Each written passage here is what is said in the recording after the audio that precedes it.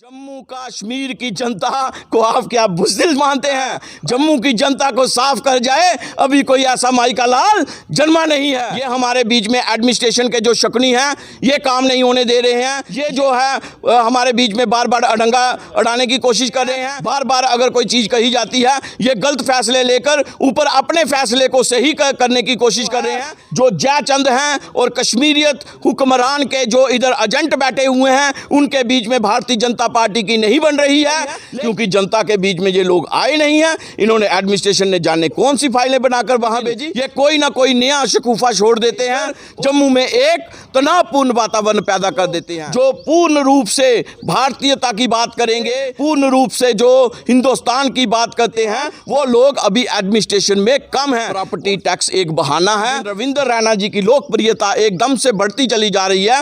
ये उसी के खिलाफ सरकार जो है जम्मू कश्मीर की है।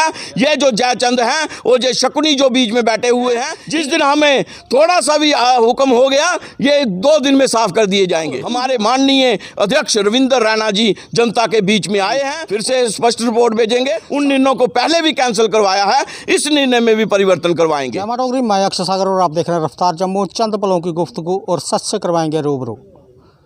इस समय जम्मू कश्मीर में 2 मुद्दे हद से ज़्यादा गरमाए हुए हैं, एंटी एनक्रोचमेंट ड्राइव और दूसरा प्रॉपर्टी टैक्स। जम्मू कश्मीर प्रशासन द्वारा कहा गया है कि 1 अप्रैल 2023 से जम्मू कश्मीर के हर एक परिवार को देना होगा प्रॉपर्टी टैक्स। इसी पर लेकर हर एक जो राजनीतिक दल हैं अपनी अपनी प्रतिक्रिया जाहिर कर रहे हैं।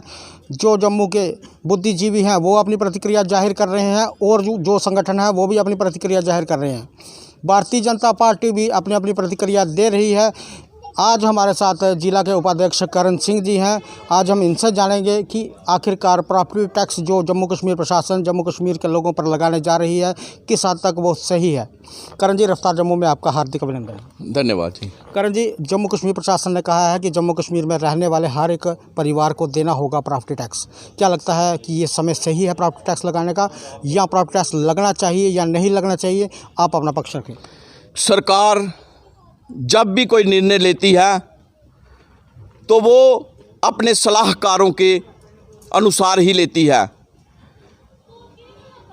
जम्मू कश्मीर में जो सलाहकार हैं, जो एडमिनिस्ट्रेशन चला रहे हैं, उस एडमिनिस्ट्रेशन को चलाने वाले जो लोग हैं, उनमें ज़्यादातर वही लोग हैं जिन्होंने पिछले 75 साल से जम्मू कश्मीर का शोषण किया है, जम्मू के डोगराओं का शोषण किया है, जम्मू में हर व्यक्ति का शोषण किया है।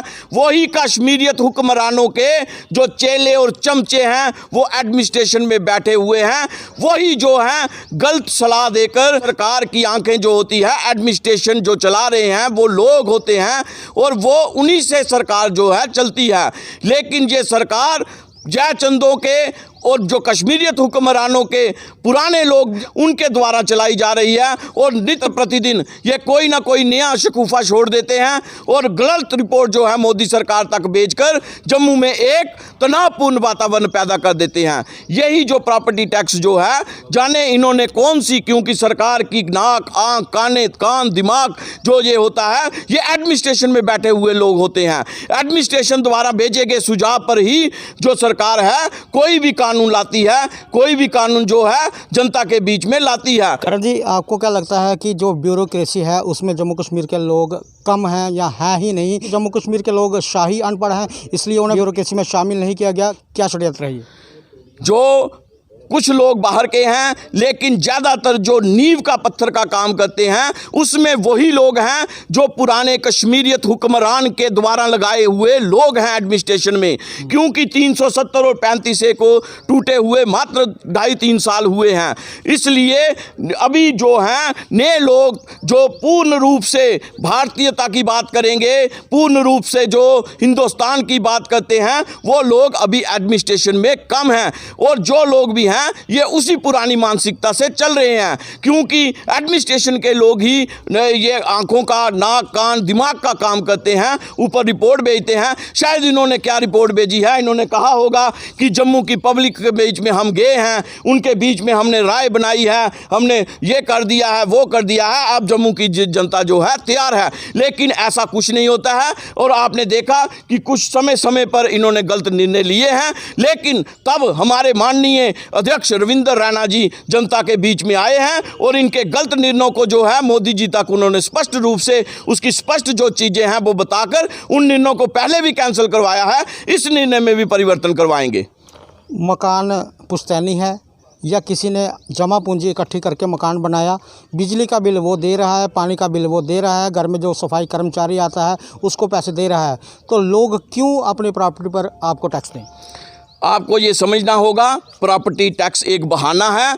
जम्मू कश्मीर में जिस प्रकार से भारतीय जनता पार्टी की लोकप्रियता बढ़ती जा रही थी, जम्मू के कुछ जयचंदों को और कश्मीरियत हुक्मरान के जो पुराने लोग एडमिनिस्ट्रेशन में बैठे हुए हैं उनको ये बर्दाश्त नहीं हो रहा था। जिस प्रकार से भारतीय जनता पार्टी इस बार 50 के पार की बात कर रही है जम्मू कश्मीर में, और जिस प्रकार से दिन प्रतिदिन रविंद्र रैना जी की लोकप्रियता एकदम से बढ़ती चली जा रही है, ये उसी के खिलाफ दिन प्रतिदिन आप देखो कोई ना कोई नया षड्यंत्र आकर हमारे सामने खड़ा कर देते हैं, और उसका जो है सही तरीके से फिर हमें जाना पड़ता है। माननीय आपने आप देखा होगा पीछे एंटी इंक्रोचमेंट ड्राइव, ये इन्हीं एडमिनिस्ट्रेशन के लोगों के द्वारा एकदम से ऐसा वातावरण बना दिया पूरे जम्मू कश्मीर में कि अफरा तफरी मच गई। और तब हमारे जम्मू कश्मीर के माननीय प्रदेश अध्यक्ष रविंद्र रैना जी ने सही रिपोर्टिंग की, तब अमित शाह जी ने कहा कि हमें कुछ और बताया जाता है और जमीन पर कुछ और होता है, इसलिए जो गरीब लोग हैं, जो छोटे लोग हैं, जिनके पास छोटे छोटे प्लाट हैं, उनको नहीं छेड़ा जाएगा। और अभी कुछ समय के लिए वो आपने देखा एंटी इंक्रोचमेंट ड्राइव भी रुक गई है।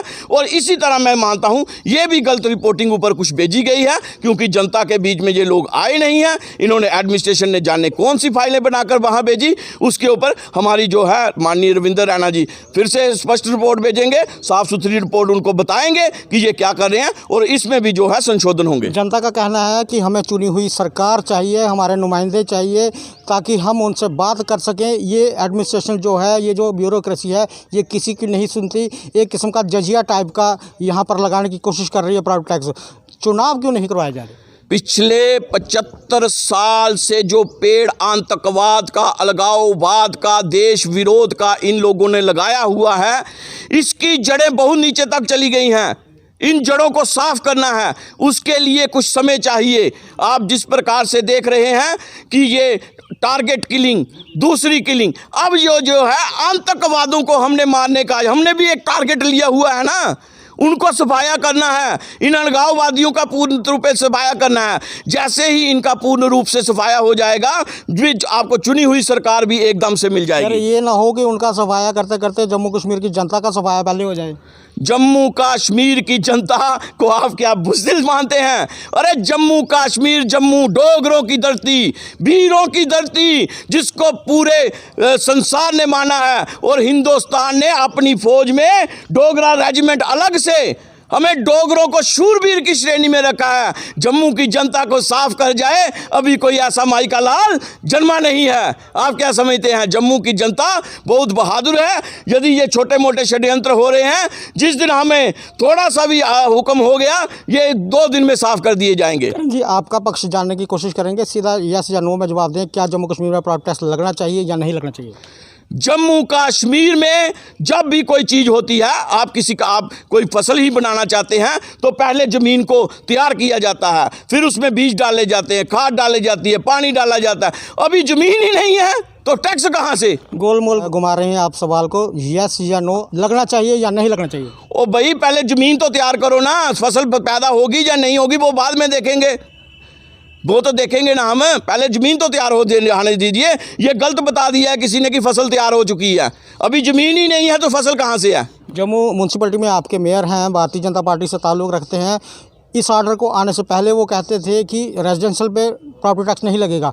अब वो कहते हैं मेरी तो कोई प्रतिक्रिया नहीं है, जो पार्षद कहेंगे वो ही मेरी प्रतिक्रिया होगी। और उन्होंने ये कहा था कि एक स्पेशल हाउस लगाएंगे 1-2 दिन में, वो हाउस नहीं लगा, ना ही जो पार्षद है उनकी प्रतिक्रिया आई और ना ही मेयर की प्रतिक्रिया आई। आखिरकार भाजपा क्यों पीछे हट रही है? भाजपा पीछे नहीं हट रही है। आपने जब भी देखा धर्म युद्ध होगा तो कुछ ना कुछ शकुनी भी होंगे। ये हमारे बीच में एडमिनिस्ट्रेशन के जो शकुनी हैं ये काम नहीं होने दे रहे हैं। ये जो है हमारे बीच में बार बार अड़ंगा अड़ाने की कोशिश कर रहे हैं। बार बार अगर कोई चीज़ कही जाती है ये गलत फैसले लेकर ऊपर अपने फैसले को सही करने की कोशिश कर रहे हैं। ये हम हरगिज़ नहीं होने देंगे। विजय जो है पांडवों की होगी और धर्म की होगी। हम मानकर चलें कि जम्मू कश्मीर भाजपा और जो प्रशासन है उसकी आपस में नहीं बन रही। इसमें जम्मू कश्मीर में जो जयचंद हैं और कश्मीरियत हुक्मरान के जो इधर एजेंट बैठे हुए हैं उनके बीच में भारतीय जनता पार्टी की नहीं बन रही है। लेकिन सरकार जो है जम्मू कश्मीर की है, ये जो जयचंद हैं और ये शकुनी जो बीच में बैठे हुए हैं इन्हें जल्द अब आइडेंटिफाई करके हम साफ कर देंगे। ये करण सिंह जी हैं, जिला के उपाध्यक्ष हैं, दाकड़ नेता हैं, बड़ी स्पष्ट तरीके से अपनी बात रखते हैं। प्रॉपर्टी टैक्स पर इनसे बात हुई, इनका यही कहना है कि सरकार के अंदर जो जयचंद है उनसे भारतीय जनता पार्टी की नहीं बनती है। ये सारा दृश्य आपने देखा रफ्तार जम्मू के माध्यम से। आगे भी देखते रहें रफ्तार जम्मू, जय भारत।